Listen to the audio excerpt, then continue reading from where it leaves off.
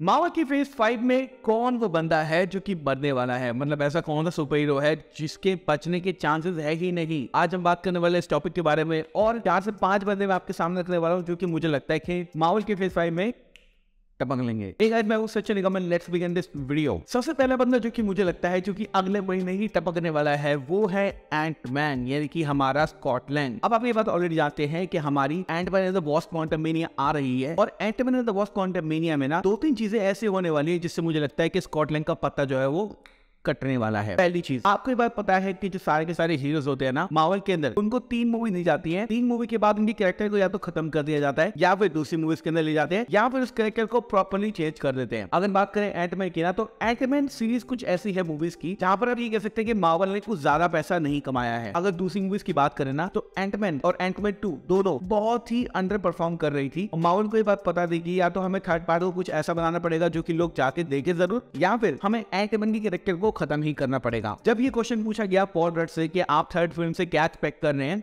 तब उन्होंने बोला कि इसके बाद क्या होने वाला है मुझे नहीं पता है, यानी he is not sure about his future. तो क्या इसका मतलब ये है कि एंटमैन मर जाएगा इस मूवी के अंदर? The answer is yes. अब मैं इतना कॉन्फिडेंट होकर कैसे कह सकता हूँ कि हाँ भाई इस मूवी के अंदर एंटमैन मर जाएगा? हालांकि मैं ऐसा चाहता नहीं कि एंटमैन का कैरेक्टर जो है स्कॉट लैंग वो मर जाए, लेकिन मुझे ऐसा लग रहा है कि वो शायद इस मूवी को सर्वाइव नहीं कर पाएगा। रीजन नंबर 1 इज जो स्कॉर्पियो है, यानी जिससे वो लड़ रहा है वो है कैंग द कॉन्करर, और कैंग द कॉन्करर को हराना एंटमैन की तो बस की बात है नहीं। कैंग द कॉन्करर एक ऐसा बंदा है जिसको हराना ही इम्पॉसिबल है, नियरली इम्पॉसिबल है, अंटिल वो खुद हारना चाहे। जैसा कि आपको याद है लोकी के अंदर वन हु रिमेन्स था, जो ही हु रिमेन्स था, वो जानबूझ के बैठा हुआ था कुर्सी पर ताकि सिल्वी उसको मार दे। अगर वो चाहता तो उनके सारे के सारे जो एक्शंस है ना उनको अवॉइड कर सकता था। तो कैंग को हराना जब लोकी की बस की बात रही थी तो ऑब्वियसली एंटमैन की तो बस की बात है नहीं। तो मुझे लगता है कि हाँ भाई एंटमैन शायद कैंग को नहीं हरा पाएगा, और अगर वो कैंग को नहीं हरा पाएगा तो होगा क्या? ट्रेलर आपने देखा कि किस तरह से जो कैंग है ना वो एंटमैन को सही से पेल रहा है। भाई दिल्ली में हम कहते हैं भाई सही से 2 डाला पेल दिया इस बंदे को, तो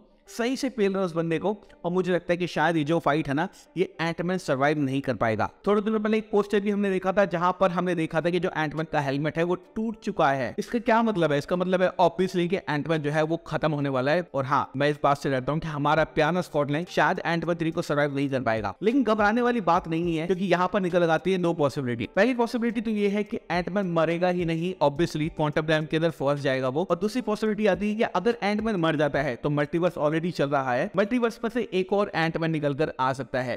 ट्रेलर के अंदर हमने ऑलरेडी देख लिया कि कितने सारे एंटमैन हैं, तो शायद हमारा जो मेन एंटमैन है वो मर भी जाता है तो दूसरा एंटमैन आ जाएगा दूसरी दुनिया से, वो भी स्कॉट लैंग होने वाला है। तो ये 2 पॉसिबिलिटी है, इसके अलावा कुछ नहीं होने वाला। सेकंड कैरेक्टर जो कि मुझे लगता है कि इस फेज 5 को सर्वाइव नहीं कर पाएगा वो है हमारा रॉकेट रकून। अब अगर बात करें रॉकेट रकून की ना, तो रॉकेट रकून बेचारा बहुत ही ट्रैजिक स्टोरी के साथ पैदा हुआ था और हमने गार्डियंस 1 और गार्डियंस 2 में दोनों में हिंट देखा है कि रॉकेट कभी भी नहीं चाहता था कि इसके ऊपर एक एक्सपेरिमेंट किया जाए। जो हाई एवोल्यूशनरी था ना उसने जानबूझकर उसको बनाया, और गार्डियंस ऑफ द गैलेक्सी के ट्रेलर के अंदर आप देख सकते हैं कि रॉकेट को पकड़ के जानबूझ के इस पर एक्सपेरिमेंट किए गए।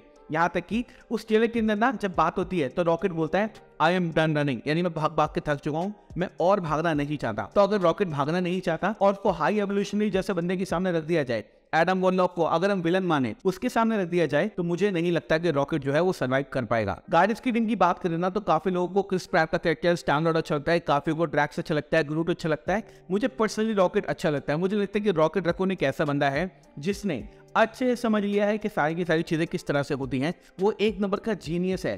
फर्स्ट गार्डियन मूवी के अंदर भी उसने ही सबको बाहर निकाला था, और थर्ड मूवी के आते आते जो उसका स्टोरी आर्क है ना वो पूरे तरीके से कंप्लीट हो जाएगा। आप अगर मान के चले तो फर्स्ट मूवी के अंदर बताया गया था कि किसी ने इसको बनाया है, अब थर्ड मूवी के अंदर जिसने बनाया है वो बंदा दिखाया जाएगा। तो मेरे ख्याल से यहाँ पे जो कहानी है ना रॉकेट की वो खत्म हो जाती है, और मुझे लगता है कि शायद मार्वल के फेज 5 में या फिर गार्डियंस ऑफ द गैलेक्सी 3 के अंदर रॉकेट रकून ही वो बंदा होगा जो निकलने वाला है। अगला जो बंदा है जो मुझे लगता है कि मार्वल के फेज 5 को सर्वाइव नहीं कर पाएगा वो है ड्रैक्स। और ड्रैक्स के बारे में तो मैं 99% श्योर। रीजन ये है कि ड्रैक्स जो कहानी है वो फुलफिल हो चुकी है।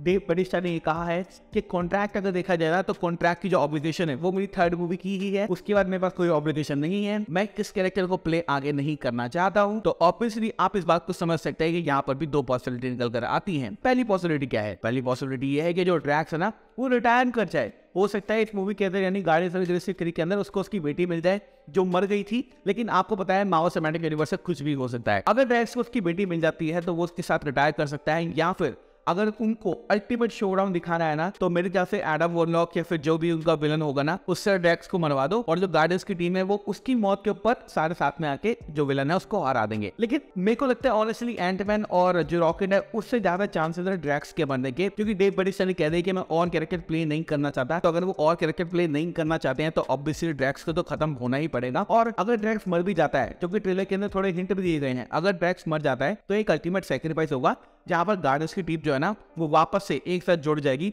जो कि बहुत ही अच्छी बात है। और लोग काफी पूछेंगे, मुझे बताया कि भाई ड्रैक्स जो प्ले करते हैं मिस्टर डेव बैटिस्टा, वो छोड़ क्यों नहीं फ्रेंचाइज को। रीजन ये है कि पहली बात तो बहुत ओल्ड हो चुके हैं, वो मसल बिल्ड करना थोड़ा मुश्किल है उनके लिए। दूसरी बात, जेम्स गन ने उनके लिए ऑफर निकाल दिया है डीसी के अंदर, जहां पर वो आने वाले फ्यूचर के अंदर बेन प्ले कर सकते हैं। जी हाँ, बेन जो कि बैटमैन का बहुत ही मस्त विलन है। तो अगर ऐसा होता है तो अगेन जो डेव बैटिस्टा है वो इस रोल को छोड़ देंगे और मार्वल सिनेमैटिक यूनिवर्स के फेज 5 में ड्रैक्स नहीं बचने वाला। अगला कैरेक्टर है निक फ्यूरी। अब निक फ्यूरी एक ऐसा कैरेक्टर है जो कि ना हमेशा बिहाइंड द शैडो ही रहा है, और अगर वो फोर्थ फ्रंट के अंदर भी रहा है ना तो उसको बहुत दिक्कत परेशानी का सामना झेलना पड़ रहा है। आपको पता है कि 2014 के विंटर सोल्जर के अंदर ना ऑलमोस्ट निक फ्यूरी मर ही गया था और इससे बचने के लिए उसको अंडरग्राउंड होना पड़ा था। उसके बाद 2015 की एज ऑफ अल्ट्रॉन में जब वो सामने आया तब लोगों को पता चला कि भाई निक फ्यूरी जो है वो मरा नहीं है। और अब सीक्रेट इन्वेजन आने वाली है। सीक्रेट इन्वेजन जो है ना निक फ्यूरी की ही कहानी होने वाली है, और मुझे लगता है कि इस कहानी के खत्म होते होते ना हमें पता चल जाएगा कि जो निक फ्यूरी हम फॉलो कर रहे हैं वो निक फ्यूरी है ही नहीं, और जो निक फ्यूरी होना चाहिए ना वो ज्यादा दिन नहीं टिक पाएगा। मुझे लगता है कि निक फ्यूरी जो है ना वो सीक्रेट इन्वेजन के अंदर मर जाएगा। हालांकि मैं नहीं चाहता, क्योंकि निक फ्यूरी जो है एक कोर पार्ट है मार्वल यूनिवर्स का। आपको पता है कि 2008 की आयरन मैन से ही हमारा जो निक फ्यूरी है वो चला आ रहा है। बहुत सारी अपीयरेंस हुई है निक फ्यूरी की, और सैमुअल जैक्सन इतने इन्फ्लुएंशियल एक्टर हैं जिनके ऊपर निक फ्यूरी का डिजाइन बनाया गया है। तो मैं नहीं चाहता कि ऐसा हो, लेकिन मुझे लगता है कि हाँ, निक फ्यूरी की जो कहानी है ना वो भी शायद मार्वल के फेज 5 के अंदर पूरी हो जाएगी। सीक्रेट वॉर्स तो छोड़ो, सीक्रेट इन्वेजन तक ही वो सर्वाइव नहीं कर पाएगा, और अगर सर्वाइव कर भी जाता है तो वो स्क्रल निकलेगा, और असल निक फ्यूरी कहाँ होगा मैं नहीं पता है। तो ये है वो 4 बंदे जो मुझे लगता है कि हाँ भाई फेज 5 को सर्वाइव नहीं कर सकते। पहला है एंटमैन, दूसरा है ड्रैक्स, तीसरा है रॉकेट, और चौथा है हमारा कौन, निक फ्यूरी। कमेंट सेक्शन में जरूर मुझे बताना कि आपके हिसाब से इन चारों में से कौन बंदा जो है वो सटकने वाला है, किसकी टिकट कटने वाली है, कमेंट सेक्शन में जरूर बताना। Thank you so much for watching this video. मैं हूं सचिन, मिलूंगा आपसे न्यू वीडियो के अंदर। Bye guys, take care, love you all and have a great amazing day.